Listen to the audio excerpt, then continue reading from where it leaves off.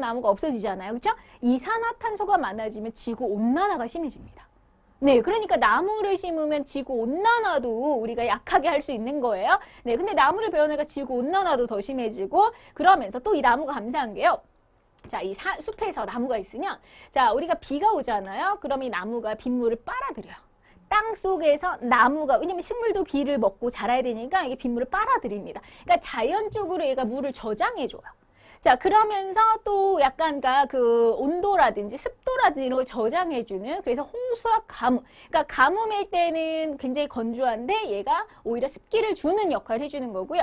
비가 많이 올 때는 또 얘가 비를 머금어주는, 그죠? 네, 그러니까 홍수가 느려지는 효과가 있어요. 근데 우리가 나무를 베어내면 이거 홍수와 가뭄 효과 사라지잖아. 그래서 홍수와 가뭄 더 심해지는 거야. 그래서 우리가 나무라는 게 상당히 감사한 겁니다. 여러모로. 그래서 산림개발은 산사태도 일어나고 홍수, 가뭄. 그 다음에 온실가스가 증가한다. 특히 온실가스가 바로 이산화탄소 얘기하는 거야.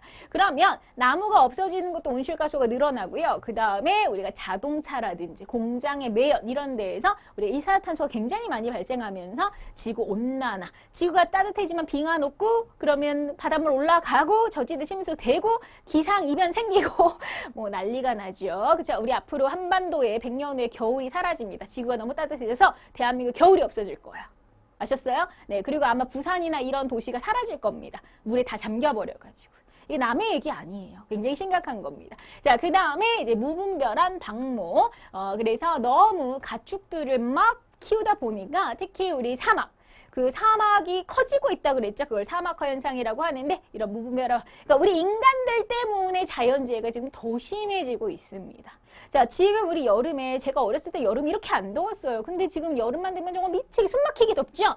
이것도 확실히 지구온난화의 효과가 있습니다. 옛날보다 너무 더워졌고 완전 여름 되면 열대기후 같은 그런 느낌이 들어요. 이런 것도 지구온난화의 결과라고 생각하시면 돼요. 그래서 지금 피부로 하나둘씩 느껴지는 게 많습니다. 자, 그 다음에 그럼 우리가 자연재해를 줄이기 위해서 노력을 해야 되겠죠. 이게 인간한테 많은 피해를 주니까요. 자, 대표적으로 우리 사막화 얘기를 해볼까요? 지금 사막화가 굉장히 이슈가 되는데 여러분 사막이요 굉장히 커지고 있어요. 사막이 전 세계 한 3분의 1을 차지하고 있대요. 그러니까 우리나라는 사막이 없으니까 사람들이 뭐 관심 없어요. 뭐 무슨 상관이야? 우리는 사막도 없는데. 근데 이것도 우리나라하고 관련이 있어요. 자, 이 사막이 커지는 이유는 특히 이제 사막이 있는 건조 지역을 보면요. 우리가 그 가뭄이 많이 생겨요. 워낙 건조하니까 가뭄이 많이 생기고 거기다가 이제 아프리카 떠올려 보세요. 인구가 굉장히 많아요. 근데 여전히 많이 나. 인구는 많이 나니까 먹어야 될 거 아니에요. 그 식량 확보를 위해서 농사를 또 많이 짓겠죠. 많은 인구를 먹여 살 농사를 또 과하게 해요. 자, 농사만 짓나요? 가축도 과하게 길러요. 가축도 풀 뜯어 먹어야죠. 그러니까 쉽게 얘기하면 땅이 너무 무리가 가지는 거죠. 자, 우리 땅도요, 능력이 있어요. 땅도 이렇게 식물이 자라잖아요. 능력이 있죠. 얘가 100의 능력이 있어요. 근데 인간이 100 이상을 뽑아 먹어요. 그럼 얘가 능력을 다 했어요. 방전됐죠. 고갈됐죠. 자, 더 이상 얘가 땅에서 좋은 기운이 안 나는 거죠. 그러니까 원래는 인간이 적당히 얘를 좀 쉬게. 여러분들 생각해 보세요. 여러분 하루에 5시간만 공부하면 뻗는데 엄마가 10시간 공부하라고 하고 막 12시간 공부하고 해보세요. 쓰러지잖아요. 그리고 휴일도 안 줘. 토요일 휴일도 안 줘. 미치는 거죠, 사람. 그래서 똑같은 겁니다. 자, 이 땅도 마찬가지. 땅도 열심히 농사를 지었으면 좀 휴식할 수 있게, 좀 쉬어주게 이렇게 되는데 너무 지나치게 농사하고 너무 지나치게 가축 기르고 너무 지나치게 가뜩이나 가뭄까지 들고 그러니까 얘가 방전된 거야. 자, 그래서 더 이상 땅이요. 좋은 영양분이 안 생기는 거죠. 휴식을 안 준 거예요. 쉽게 얘기하면 땅한테. 그러니까 아예 못 쓰는 땅, 사막으로 변해버린 거죠. 이게 바로 사막화 현상이고요. 그래서 우리가 전 세계적으로 이 사막화를 막아보자. 자, 사막화 방지 협약 이런 것도 체결했고요. 요즘에 환경 문제는 지구촌 문제예요. 세계 문제입니다. 한 나라에서 알아서 해 이게 아니라 우리가 전 세계인들이 같이 협력해서 해결하자 이런 마인드를 가져야 되는데, 자, 그래서 지나친 농경지 개발 금지하고 그다음에 나무도 많이 심고 이런 노력이 필요합니다. 자, 그다음에 또 이 중국에도 사막이 있어요. 그죠? 중국에도 고비 사막 이런 사막이 있는데 거기서 불어오는 먼지바람 황사죠. 사막이 커지면 황사도 더 심해진다고 그랬어요. 그러니까 우리한테도 분명 피해가 있는 겁니다. 자, 그러면 가뭄. 자, 가뭄을 대비해서 우리가 비가 안 올 때 대비해서 지하수를 개발한다거나 또 홍수나 태풍 같은 거는 또 비가 너무 많이 와서 또 피해를 주니까 재해방지 경보 시스템, 그다음에 역시나 자 우리가 나무를 심고 또 습지를 위해서 그래서 우리가 나무를 가지고 이 나무를 심는 건 무슨 역할이 되냐면 녹색댐이다 이렇게 얘기해요. 자, 진짜로 댐을 만든 건 아닌데 그 댐의 역할을 댐이 물을 저장해주고 네 그래서 홍수와 가뭄을 조절해주잖아요. 그래서 우리 아까 전에 나무는 숲에 있는 그 흙과 식물들이 빗물을 흡수해주고 저장해주고 그 다음에 홍수와 가뭄일 때마다 이제 비가 너무 많이 올 때는 물을 빨아들였다가 그다음 비가 너무 안 올 때는 그 습기를 땅에 주는 영양분을 주는 그런 효과 바로 자연의 댐이 되는 거죠. 녹색 댐의 역할을 해준다. 그래서 우리가 나무 심는 게 굉장히 중요하다고 생각하시면 되겠습니다. 자 우리나라도요 그러면 홍수나 가뭄 피해는 뭐 너무 자주 있는 피해니까 뭐 우리 여름에 장마 태풍으로 인해서 저지대가 침수되고 그러니까 우리가 또 물이 빨리빨리 빠져나갈 수 있게 하수도나 배수시설 마련해야 되고요. 기상예보 잘 봐야 될 거고요. 역시 나무 심는 녹색댐의 기능 강조해도 모자람이 없죠. 자, 가뭄, 비가 잘 내리지 않을 때 특히 이제 높새바람이 불 때 영서지방에 가뭄이 생길 수 있는데요. 자, 우리 높새바람이라고 하는 거 하나만 기억해 볼게요. 자, 높새바람은 자, 우리나라가 있으면 자, 우리가 늦봄에서 초여름 어느 계절이요? 늦봄이에요. 늦봄에서 초여름. 그때 우리나라가 있으면 자, 이쪽에서 바람이 불어옵니다. 이쪽에서 바람이 부는 것을 이제 높새바람이라고 해요. 이쪽 바람은 동서남북 북쪽과 동쪽 사이에서 바람이 부는 북동풍이 되는 거야. 자, 여기에는요. 오호츠크의 기단이라고 하는 기단이 형성이 되는데 자, 다시요. 자, 이쪽에서 늦봄에서 초여름에 불어오는 북동풍을 높새바람이라고 합니다. 근데 이 바람이 왜요? 자, 이 바람이 이렇게 불어오다가 여기가 태백산맥이에요. 자, 태백산맥을 지납니다. 이게 태백산맥 그림이에요. 자, 그럼 태백산맥에는 대관령이 있거든요. 대관령을 기준으로 동쪽이다. 대관령의동, 령의동이라고 해요. 령동지방 이렇게 얘기해요. 근데 우리가 국어에 두음 법칙 있죠? 영동지방. 그 다음에 대관령의 서쪽이다. 영서지방이라고 해요. 영동, 영서. 자, 그러면 우리 바람의 원리가 하나 있는데요. 바람이 이렇게 산을 넘을 때 이런 일이 생겨요. 바람이 산을 올라갈 때는 비가 오고요. 넘어가면요. 비를 다 뿌려버렸잖아요. 물기가 없어졌어요. 엄청 건조합니다. 그리고 바람의 온도가 뜨거워져요. 다시 이게 원리예요. 바람이 산을 넘어버리면 이 바람이 굉장히 뜨겁고 건조한 바람, 고온 건조한 바람으로 바뀌어요. 자, 그러면 어느 지방에 영동이 아니라 영서지방에 고온 건조한 바람이 부는데 이게 뭐가 문제냐면 지금 계절을 생각해 보세요. 우리가 봄에 씨앗을 뿌려서 한창 자랄 시기에 뜨겁고 건조한 바람이 휙 지나 영서를 그러면 다 말라 죽이는 거죠. 더운데 건조해요. 말라 죽여서 여기 가뭄이 생겨버려요. 그래서 옛날 조상님들은 높새바람을 싫어했습니다. 가뭄 갖고 오는 미운 바람이라고. 그래서 이게 바로 높새바람. 그래서 늦봄에서 초여름에 영서지방에 가뭄의 피해를 갖고 온다. 태백산맥을 지나오는 이 바람이 고온 건조해서 요거 하나 기억하시고요. 자, 그 다음에 우리도 태풍 필리핀 쪽에서 불어와요. 우리 그 여름에 강한 비바람, 열대 저기압이 오고요. 자, 그러면 주로 태풍은요 제주도나 남부지방이 강해요. 네, 제주도나 그러니까 남쪽이 좀 피해가 큽니다. 제주도나 남부지방이 강하고 그래서 이 태풍이 워낙 바람이 세니까 우리 축대나 담장을 보수하고 배수시설 점검하고 이런 게 필요한 거죠. 그리고 이제 봄에 불청객이 오죠. 바로 황사입니다. 중국의 그 사막 쪽에서 불어오는 모래바람이에요. 사막이 커지니까 황사가 더 커지죠. 네, 그래서 우리가 이 황사가 뭐가 문제냐면 이 모래바람으로 기관지 기침 나고 호흡기가 안 좋아지고 그 다음에 눈병 같은 거 걸리고요. 그 다음에 이 먼지들, 이 미세한 먼지들 요즘에 첨단 기계가 많죠. 우리 핸드폰만 해도 뜯어보면 굉장히 미세한 칩들이 많아요. 거기에 이런 먼지들이 끼면 불량품이 돼요. 네, 그래서 고장률이 높아지고 정밀기계 그 다음에 막 시야가 뿌얘지니까 뭐 사고 같은 거, 항공기 결항 뭐 자동차 사고 이런 것도 날 수가 있는 거죠. 앞에 시야를 가리니까요. 이런 게 이제 우리나라에서 자주 발생하는 자연재해들입니다. 자, 관련된 문제 아주 잠깐 깔끔하게 풀어볼게요. 다음에 해당하는 내용은 우리나라에 불어 많은 비와 강한 바람으로 큰 피해를 준다. 많은 비, 강한 바람. 바로 풍수해, 태풍을 얘기하는 거죠. 강한 비바람의 피해, 태풍입니다. 2번, 다음과 같은 원인으로 발생하는 자연재해는 무분별하게 산림, 나무를 잘랐고 과도하게 너무 농사를 짓고 가축을 기르고 가뭄이 너무 계속돼서 지하수를 개발하다 보면 자 너무 농사 짓고 지나치게 가축 기르고 또 가뭄까지 생겨요. 그러면 사막이 커진다고 그랬죠. 그쵸? 사막화 현상.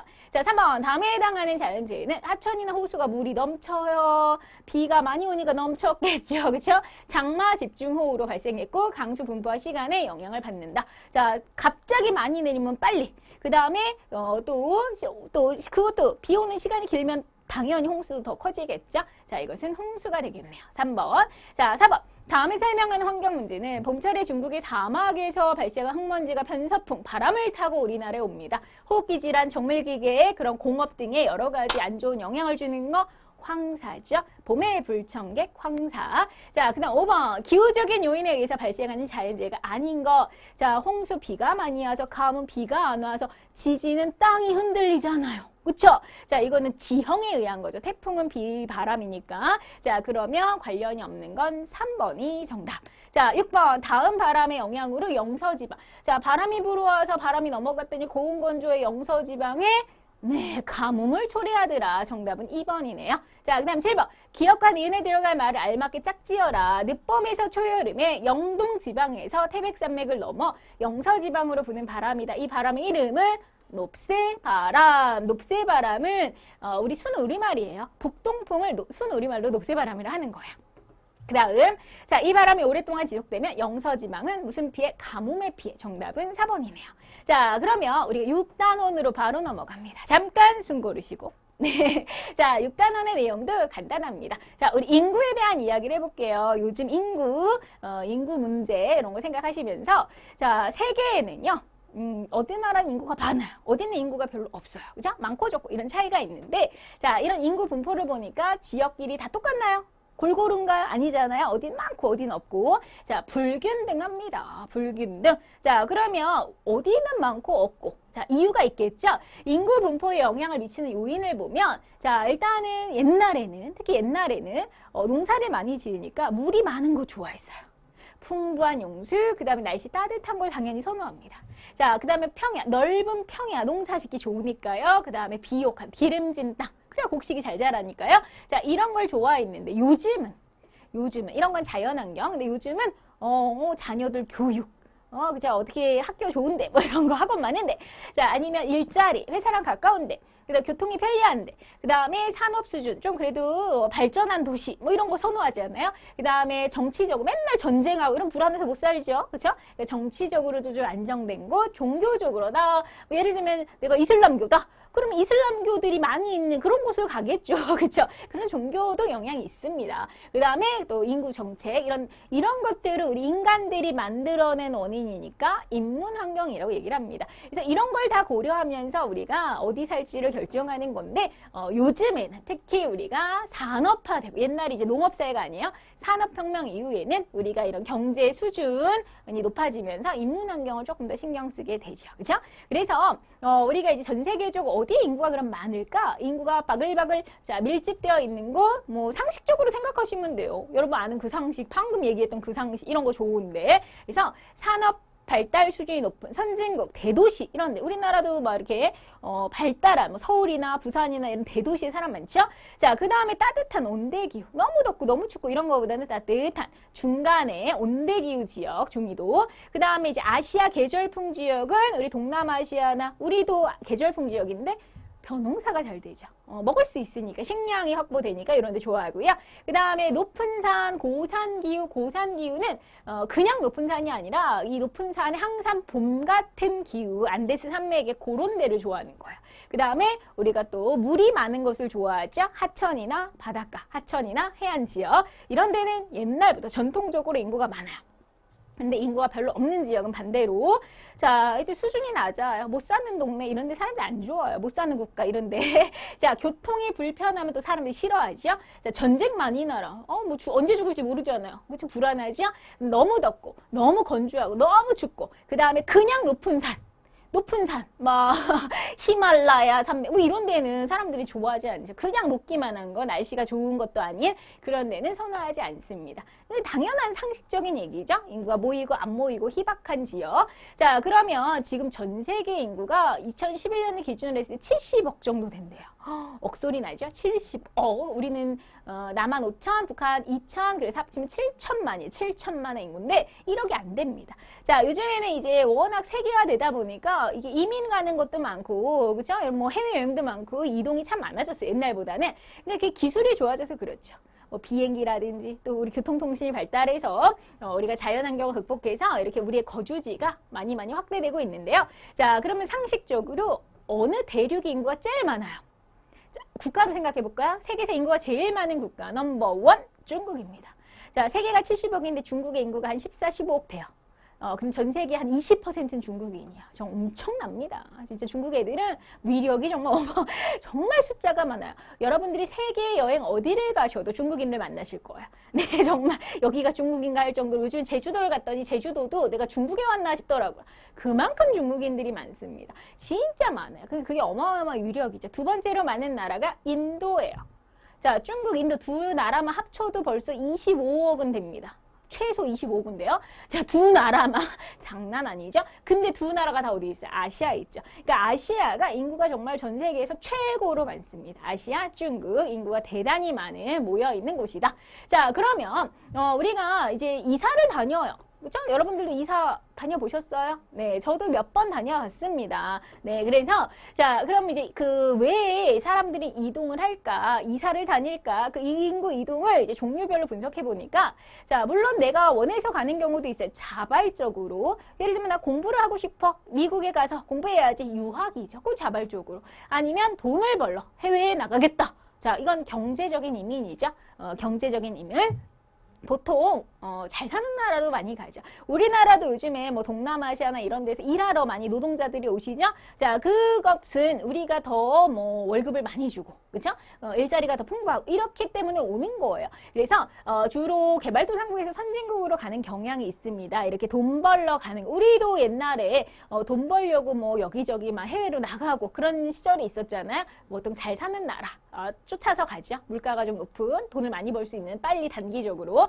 자, 이건 자발적인데 강제적으로 억지로 내가 싫은 데 갈 수도 있어요. 옛날에 우리가 특히 식민지를 당했을 때는 어거지로 끌려가는 거죠. 이런 경우 대표적으로 옛날에 그 아프리카의 흑인들, 아프리카의 그 흑인의 고장이 아프리카예요. 그런데 옛날 유럽 애들이 거기를 식민지로 삼으면서 이 아프리카인들을 강제로 노예로 끌고 갔죠. 특히 미국이나 이런 데 끌고 가서 막 그 농장 목화 농장 이런 데서 막 일 시키고 막 그랬습니다. 흑인 노예로 끌려가 이런 건 강제적인 거죠. 그래서 우리가 또 전쟁이 나서 지금 시리아 난민 사태 굉장히 심각하죠. 뉴스에서 보시면 자, 이렇게 전쟁이 나고 그리고 내전이 일어나 불안해서 살고 싶어도 당연히 고향을 버리고 싶은 사람이 어디 있겠어요. 살고 싶을 거예요. 근데 너무 불안하니까 어쩔 수 없이 이동하는 거죠. 이런 정치적인 이유 이런 것 때문에도 이동하는 건 거의 뭐 강제적인 이동이라고 보셔야 되겠죠. 그렇죠? 네, 그래서 뭐 종교 예를 들면 옛날에는요. 종교 탄압도 있었어요. 예를 들면 내가 하나님을 믿고 싶은데 그 막 못 믿게 해요. 그러면 나는 하나님을 믿을 수 있는 곳으로 아예 떠나겠다. 자, 이런 식으로 떠나는 이유도 있습니다. 그런 건 이제 종교의 탄압을 피해서 떠나는 거죠. 그러니까 이거 어쩔 수 없이 떠나는 거니까 강제적인 이동이라고 보는 거죠. 그래서 강제적이냐 자발적이냐. 그리고 이제 이동을 하는데 국제적으로 나라와 나라를 이제 넘어가는 이런 거는 국제 이동이니까 이민이죠. 대부분 요즘에는 돈 벌려 가요. 대부분 이민의 목적이 돈 벌려고 가요. 그래서 또는 어쩔 수 없이 이제 난민으로 가는 경우 이건 너무 안타깝죠, 그렇죠? 자, 그래서 대부분 돈 벌려 가는 이유가 대부분인데, 근데 이제 국내에서 사실 제일 많은 이동이죠. 국내에서 좀 이사 다니고 하는 거. 자, 그러면 국내에서는요, 또 옛날에는 우리가 1960년대 한창 우리 경제 발전할 때는 농촌에서 사시던 분이 나 도시 가서 살래, 나 도시로 갈 거야. 그래서 이걸 네 글자로 이촌 향도라고 합니다. 말 그대로요. 자, 촌에서 이사를 해서 나는 도시로 향하겠다. 나 도시 가서 돈 벌 거야. 농사 안 지어. 막 이러면서. 자, 그래서 대거 저희 부모님 세대들이 그러신 것 같아요. 네, 저희 부모님 세대들이 보면 고향이 다 뭐 이렇게 서울이 아닌 경우가 많으세요. 네, 근데 저희 부모님 다 서울이 아니십니다. 어머님은 경기도고 아버님은 충청도신데 그런 거 보면 다 이촌향도의 세대들인 거죠. 그죠?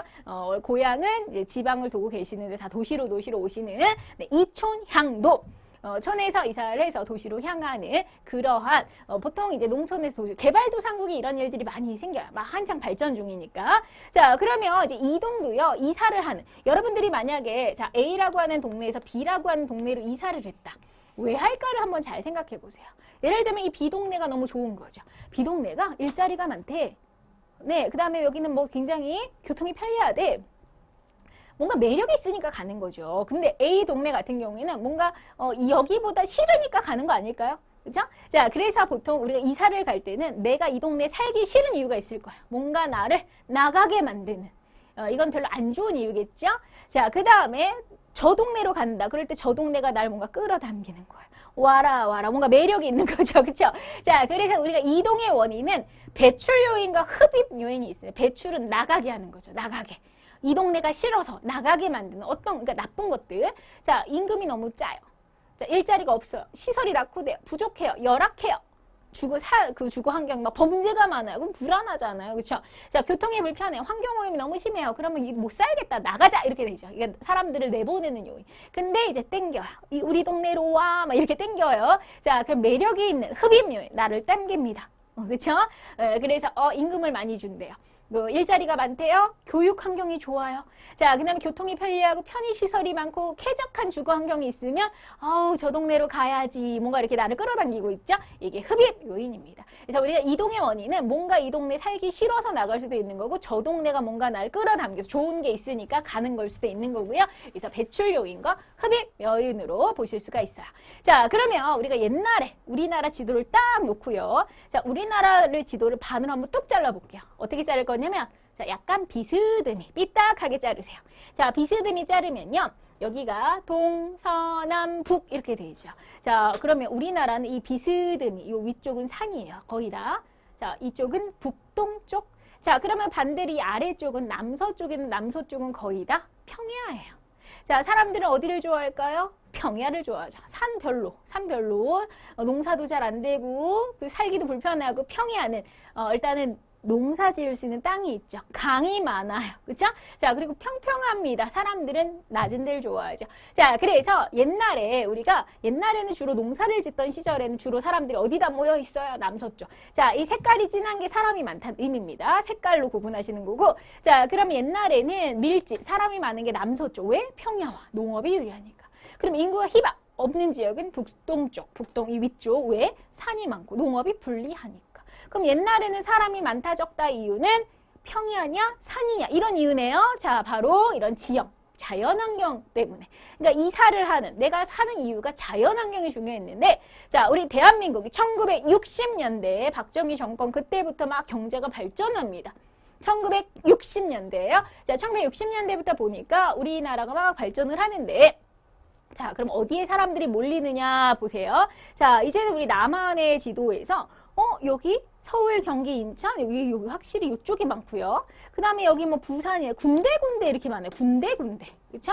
자, 아까처럼 딱 잘라서 이쪽이 많고 이쪽은 없어. 이런 게 아니라 군데군데. 그러면 이런 군데군데는 뭘까요? 다 대도시. 대도시, 큰 도시. 자, 그러면 이제 이렇게 없는 데는 뭐 농사를 짓거나 이런 것. 그쵸? 그래서 요즘에는 사람들이 나 도시 가서 살래 도시로 많이 왔잖아요. 그래서 이제는 뭔가 산업이 발달, 일자리가 많은 그런 지역을 좋아합니다. 어디가 많다? 최고로는 서울. 경기도, 인천 이걸 합쳐서 수도 주변 수도권. 그 다음에 여기가 수도권. 그 다음에 여기는요. 우리가 이제 부산, 뭐 거제, 창원, 울산 뭐 이런 쪽, 뭐 광양, 포항 요 라인. 여기는요. 우리 공장지대요. 쫙 공장지대. 그래서 방향으로 보면 자, 여기가 동쪽과 여기 남쪽. 그래서 이쪽이 남동쪽이에요. 남동쪽. 자, 남동쪽인데 바닷가 근처. 남동 이내 공업 지역이라고 얘기해요. 그래서 제1의 도시 서울, 제2의 도시 부산을 중심으로 쫙쫙 여기가 인구가 진짜 많다는 거죠. 대도시라서. 자, 그러면 어디가 인구가 없느냐? 반대로 이런 이제 군데군데 뭐 너무 농촌이나 너무 산이나 아니면 섬이라든지 이렇게 산업화가 덜 된 곳. 그러니까 이제는 사람이 많냐 적냐는 게 산업화가 된 곳이냐 아니냐 이런 거를 중심으로 따진다는 거죠. 인문 환경이 중요하다. 옛날엔 자연이 중요했다면 이제는 인문 환경이 중요하다고 보시면 되겠습니다. 자, 우리나라 인구 분포가 과거하고 최근에 비교해 봤고요. 자, 그럼 우리나라도 우리 역사적으로 이제 시대적으로 한번 이동을 한 게 있는데, 자, 기준은 일제시대부터 볼게요. 자, 이 지도를 보시고 이제 파악을 해보실게요. 자, 이 지도에서 포인트가 있는데요. 자, 지금 보세요. 사람들이 막 해외로 우리나라 아예 나라 밖을 떠나요. 나라 밖을. 자, 일본의 그 괴롭힘 속에서 도저히 못 살겠다 떠나는 거죠. 해외로 뭐 독립운동하러 떠나는 것도 있고 일본이 강제로 우리 한국인들 끌고 간 것도 있어요. 네, 이렇게 강제로 해외로 나가는 건 일제강점기. 그러다가 외국에서 우리나라로 들어옵니다. 왜요? 왜 들어오겠어요? 광복을 한 거죠. 아, 드디어 우리가 광복했다. 다시 고향으로 돌아가자. 그래서 돌아온 거예요. 그래서 해외에서 들어온 건 광복입니다. 1945년 8월 15일 광복 이후에. 그러다 갑자기 다 남쪽으로 다 찌그러지고 있어. 남쪽. 왜? 6.25가 터진 거죠. 그러니까 도망가는 거예요. 북한 애들 쳐들어오니까 남한으로 도망가자. 그러니까 이제 다 밑으로 가는 거죠. 그렇죠? 밑으로. 북한에선 위에서 쳐들어오니까. 자, 그러다가 사람들이 막 서울로 막 가고 있어요. 아, 이제는 우리가 1960년대구나. 도시 가서 일할래 하면서 가는 이촌양도가 있는 거 1960년대. 그러다가 최근에는요. 뭐 그냥 여기서 여기 네, 그냥 가까이 짤막짤막하게 네, 그래서 거기서 이동을 하는 거죠. 자, 그럼 다시요. 요걸로 정리합니다. 일제강점기. 그림 잘 안 보여도요. 제가 그랬죠? 그냥 이 말을 이해만 하시면 돼요. 네, 그림에 연연하지 마세요. 일제강점기는 정치, 경제적으로 해외로.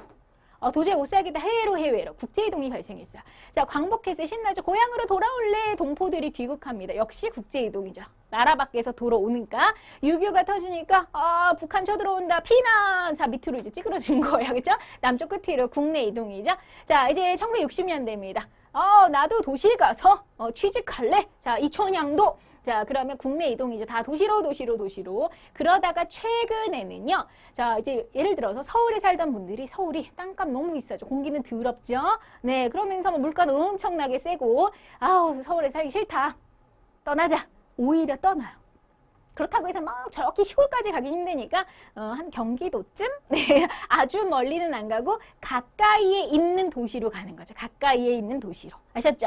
이런 거를 근교로 간다. 교외화라고 합니다. 교외화. 그래서 도시에 가까운 아주 멀리까지는 안 가고 도시 근교로 조금 더 땅값이 싸고 조금 더 그래도 쾌적한 이런 데를 찾아서 가는 거죠. 신도시 이런 데로 많이 가요. 아니면 그냥 나 고향 가서 살래. 아예 도시에서 농촌으로 돌아가는 거야. 완전 아까하고 반대이지. 아까는 오히려 거꾸로 도시로 왔는데 반대니까 이거를 역도시화라고 합니다. 옛날에는 나 도시 갈래. 여기서 농촌이고 여기가 도시라고 해볼게요. 옛날에는 나 도시 갈래. 이러다가 이젠 반대로 나 다시 농촌으로 갈래. 자, 우리 자동차 쭉 오다가 돌아가면 유턴이라고 그러잖아요. 그렇죠? 그래서 인구의 유턴이 발생하고 있다. 역으로 도시화의 역행이다. 그래서 반대로 가는 걸 역도시화라고 합니다. 최근에는 이렇게 교외화나 역도시화 현상도 생기고 있고요. 또 이제 외국인 노동자가 우리나라 일하러 들어오기도 하지요. 그러니까 이런 건 국제 이동이고 반대로 교외로 나가고 아예 농촌으로 돌아가는 건 이제 국내 이동이라고 할 수 있어요. 최근의 경향입니다. 그래서 옛날에는 한때는 막 우리가 도시로 오는 사람이 많았지만 요즘은 이제 올 만큼 왔기 때문에 반대로 빠져나가는 사람도 있더라. 되셨죠? 자, 그러면 우리가 이제 인구에 대해서 살펴봤는데 전 세계 인구 문제가 있어요. 자, 지금 여전히 좀 잘 살지 못하는 나라들, 발전 중인 나라들, 개발도상국은요. 아직도 애를 너무 많이 낳아요. 네, 너무 많이 낳아서 문제고요. 자, 잘 사는 나라 선진국은 반대로 애를 너무 안 낳아서 우리나라도 안 낳아서 문제예요. 저출산, 그리고 오래오래 너무 살아요. 고령화, 100세 시대죠. 자, 선진국은 저출산, 고령화가 문제고요. 자, 개발도상국은 너무 아직도 많이 나와서 문제예요. 자, 많이 나왔는데 아프리카 보세요. 아직도 많이 낳거든요. 근데 걔네들이 다 못 먹어요. 그러니까 식량도 부족해 굶어 죽어가요. 이런 사태. 네, 그래서 어느 정도 먹여 살릴 수 있는 힘이 없는데 지금 애가 많으니까 문제인 거죠. 그래서 거기다가 아직도 아시아권에서는 아들 낳아야 돼. 이거 남아선호 사상이라고. 그러니까 남자하고 여자하고 비율이 안 맞는 거죠. 아들은 엄청 남자는 많고 여자는 부족한. 그럼 나중에 남자들 결혼 못 해. 그치? 장가 못 가요. 여자가 부족한데. 그러니까 이런 성비 불균형. 자, 그리고 인구 먹여 살릴 수 있는 힘이 부족하다 이거죠. 인구 부양력, 빈곤, 기아, 일자리 부족 이런 것들. 그리고 여전히 이런 개발도상국은 우리 과거의 모습이에요. 막 도시로만 막 몰리고. 그렇죠? 이런 모습들, 높은 인구 증가, 출생률 너무 높고요. 사망률 낮습니다. 그러니까 사람이 너무 많다는 거. 자, 선진국은요. 이제 저출산 고령화. 우리도 근데 이런 문제예요. 애를 너무 안 낳아. 이제 낳기 싫어요. 그쵸? 돈도 많이 들고 저출산 그리고 오래오래 삽니다. 우리가 의학이 발달했죠. 그래서 그럼 뭐가 문제냐면 나중에 일할 사람이 부족해요. 사람이 없는 걸요. 그쵸? 자, 노동력이 부족할 거고 이 어르신들 이제 올드해지는 거죠. 할아버지 할머니들이 많아져서 복지 문제가 생길 겁니다. 그래서 인구 증가는 높지 않겠죠. 애를 안 낳고 죽지도 않으니까. 낮은 출생률, 낮은 사망률. 그래서 우리가 고령화 사회다, 고령화 사회다 그럴 때 기준이 있어요. 자, 우리가 어르신들 언제부터가 노인이냐? 만 65세가 넘어야 돼요. 근데 전체 인구 중에서 7%, 럭키 세븐 7%가 넘을 때 고령화 사회라고 하는데 우리나라는 이미 2000년도부터 고령화 사회입니다. 지금은 거의 고령 사회로 가고 있어요. 14%에 다다르려고 해요. 자, 그러면 이제 고령 사회 20%가 넘으면 초고령 사회라고 하는데 자, 7%가 넘는 고령화 사회는 이미 옛날에 2000년도에 진입을 했습니다. 그러니까 나중에 굉장히 심각한 문제가 될 거예요. 그래서 대한민국도 저출산 고령화가 문제라고 했죠. 자, 왜 이렇게 애를 안 낳아요? 네, 돈이 많이 들거든요. 부담, 경제적으로 물가도 비싸고 애 하나 키우는데 몇 억이 들어간다는데, 그쵸? 자, 그리고 이제 결혼에 대해서 뭐 굳이 결혼해야 돼? 애 낳아야 돼? 이 생각이 바뀌죠. 그쵸? 그리고 옛날에 일찍 결혼했어요. 근데 여자들이 요즘에는 이제 일자리 도 많고 여성들도 사회 활동을 하기 때문에 뭐 그렇게 결혼에 늦게 뭐 이렇게 하다 보니까 네, 저도 이제 이 사회에 도움이 안 되고 있는데 현재 자, 여성의 사회 참여로 결혼도 늦고 그러다 보니까 아이도 늦게 낳거나 안 낳거나 이렇게 되는 거죠. 그죠? 네, 그래서 나중에는 장차 애 안 낳으면 뭐 편하지 않을까요? 노동력이 부족하다는 거죠. 우리나라 인구가 부족할 텐데요. 그러면 누가 이 나라 경제를 유지하냐고 이게 문제가 됩니다. 그러면 장기적으로 경제 침체까지 갈 수가 있고요. 그러면 애를 낳으라고 해야지요. 그렇죠? 제발 애를 낳아주세요. 돈을 드릴게요. 막 이렇게 부탁을 사정을 해도 지금 날까 말까한 상황이죠. 그래서 국가가요 좀 많이 도와줘야 됩니다. 애를 낳을 수 있게 지원도 많이 해줘야 되고 그다음에 아이들을 또 낳는데 돌봐줄 것이 많이 부족해요. 현실적으로 그런 보육시설이라든지 이런 것들 국가가 많이 도움이 필요하고요. 그 다음에 고령화 사회. 자, 우리가 이제 의학이 발달했고 기술이 좋아지고 우리 평균 수명이 늘었죠. 그쵸? 이제 100세 시대를 바라보고 있습니다. 자, 그러면 앞으로 그래도 죽을 때까지 좀 행복해야 되는데 자, 이미 우리가 막 한 50 정도만 돼도 은퇴한 사람들이 많습니다. 근데 앞으로 50년 앞으로 살 날이 반이 남았는데 어떻게 해요? 막막하죠. 근데 청년도 일자리가 없는 마당에 노인들도 굉장히 막막합니다. 자, 그래서 어렵게 사는 노인들 굉장히 많고요. 노인의 빈곤율 거의 우리나라 장난 아니게 높습니다. 이거 굉장히 심각한 문제고요. 그럼 노인 자살률이라든지 이런 걸로 이어질 수가 있죠. 그래서 우리가 노인들, 어르신들 우리가 사회적으로 많이 또 케어를 해줘야 됩니다. 노인 복지. 근데 문제는 그게 다 국가의 세금이고 자, 그럼 우리가 세금 많이 내야 되니까 또 우리가 부담을 느낄 수 있죠. 그렇죠? 열심히 벌었는데 세금 많이 뜯어가야 되는 상황이 될 수 있으니까 사회적인 비용 증가가 됩니다. 자, 근데 이 어르신 할아버지 할머니 만나서 짜증나가 아니라 우리 엄마 아빠를 생각해 보세요. 여러분들의 엄마 아빠 65세 금방 됩니다. 결국 그 노인이 우리 부모님 세대인 거예요. 그렇죠? 그러니까 우리 부모님 우리 열심히 이렇게 키워 주셨으니까 우리가 어느 정도는 그 부모님 그 사회적인 비용에 어느 정도 일부 그렇죠? 지원하는 건 맞는 거죠. 자, 근데 그래도 부담은 될 거죠. 그죠? 그래서 우리가 정년을 연장하거나 왜냐면 60대만 해도 정정하십니다. 그죠? 요즘에는 60, 70만 해도 정정하시거든요. 그러니까 정년을 좀 연장하고 노인 직업 훈련 그리고 이제 사회보장제도 이런 거를 마련해서 우리 문제를 좀 해결할 필요가 있는 거죠. 자, 우리 인구에 대해서도 살펴봤습니다. 문제 빠르게 풀어볼게요. 다음에 해당하는 현상은 산업화에 따라 농촌의 인구가 도시로 몰립니다. 자, 이촌향도죠. 취업과 교육의 기회를 찾아 서울, 부산, 대도시로 오는 거 이촌향도 정답 2번. 자, 2번 다음 표와 관련된 것. 자, 자녀에게 줄 최고의 선물은 형제입니다. 형제를 낳으세요 이거죠. 자, 아빠 혼자는 싫어요. 엄마 저도 동생을 갖고 싶어요. 동생 좀 낳아주세요. 자, 애를 더 낳으라고 장려하는 자, 바로 지금 저출산을 해결해보자라는 거죠. 자, 3번 다음 정책 해결하고자 하는 사회 문제는 출산했어요. 축하해요. 돈 주고. 자, 다자녀 가정 지원. 자, 아이 다둥이 가족한테 뭐 이렇게 여러 가지 혜택 주는 거 역시 애를 많이 낳으세요라는 거죠. 자, 출산율 감소를 해결해보고자 하는 저출산 문제인 거죠. 자, 그 다음 4번. 세계 인구 분포의 특징 중 틀린 거. 자, 중위도 중간이 날씨가 따뜻해서 인구가 많죠. 맞고요. 양극, 북극, 남극은 인구가 당연히 추우니까 적겠죠. 자, 건조기후 지역의 인구가 조밀할까요? 건조한데 아니죠. 그렇죠? 이건 틀렸고요. 남반구에 비해서 북반구가 인구가 훨씬 더 많습니다. 남반구 인구가 별로 없어요. 네, 그래서 맞고요. 그러면 틀린 것은 3번. 자, 5번. 인간 거주에 유리한 자연 조건을 다 찾아볼게요. 자, 사막 A 별로 온대 좋죠. 따뜻하니까 활발한 화산 불안하잖아요. 그죠? 자, 큰 강 유역에 평야 농사 지을 수 있으니까 강이 있고 니은과 리을 정답은 4번이네요. 자, 6번. 인구 흡입. 뭔가 인구를 땡긴대요. 매력이 있는 좋은 점이 있어야 되겠죠. 일자리가 많다 좋네요. 인구가 낮다? 뭐 좋은 건 아니죠. 높은 물가. 뭐가 좋아요? 물가가 높은데. 쾌적한 주거 환경 좋죠. 살기 좋은 기역과 리을 정답은 2번.